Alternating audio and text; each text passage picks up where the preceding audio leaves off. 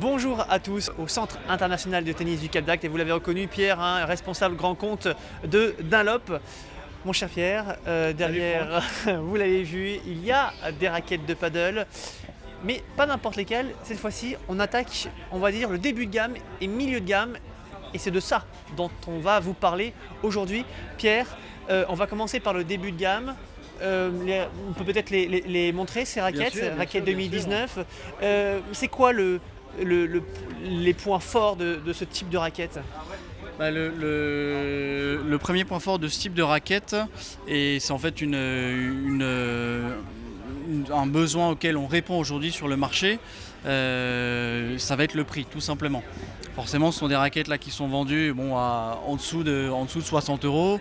Ce sont des raquettes basiques avec un look sympa aussi, je dois dire. Oui. Et c'est des raquettes qui vont permettre soit aux débutants de démarrer. Ça permet aussi aux clubs de paddle de les proposer peut-être en raquette test. Et voilà, en tout cas, c'est un segment sur lequel on était peu présent chez Dunlop. Et on est ravis d'avoir ouvert cette année avec ces deux modèles, l'Omega Pro, déclinable en deux couleurs. Et ce sont des raquettes qui fonctionnent, qui ont fait des bons lancements sur le marché. Donc ça, c'est pour des joueurs qui débutent dans le paddle.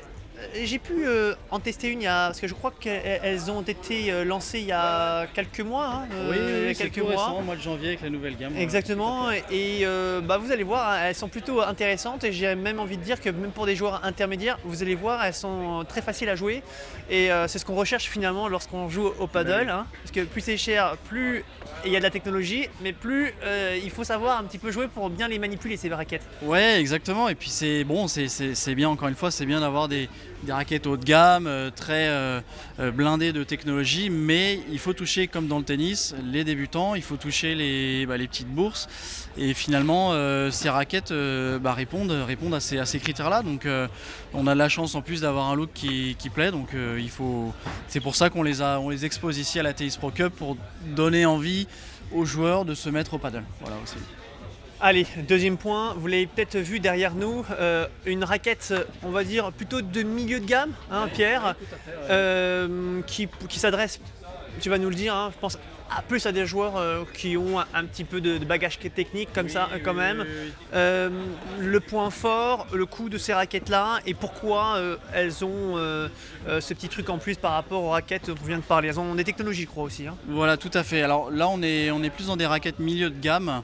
Donc il y a un certain nombre de technologies. On peut voir qu'il y a la technologie aérogel ici. Vous avez le High Modulus Carbone, qui est un carbone qui a été retravaillé pour que ça soit un peu plus résistant.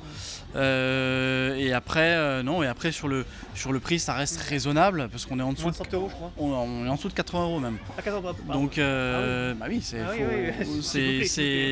c'est du milieu de gamme. Donc il y a quand même pas mal de techno et on a une version j'allais dire classique et puis une version un peu plus girly pour les filles ou même les mecs. D'accord.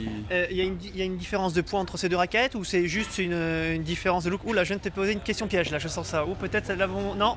La Eclipse est un peu plus légère. Un peu plus légère. Voilà. Donc c'est la version fille, on gagnera quelques grammes en plus. Merci Pierre, à vous les studios. Franck.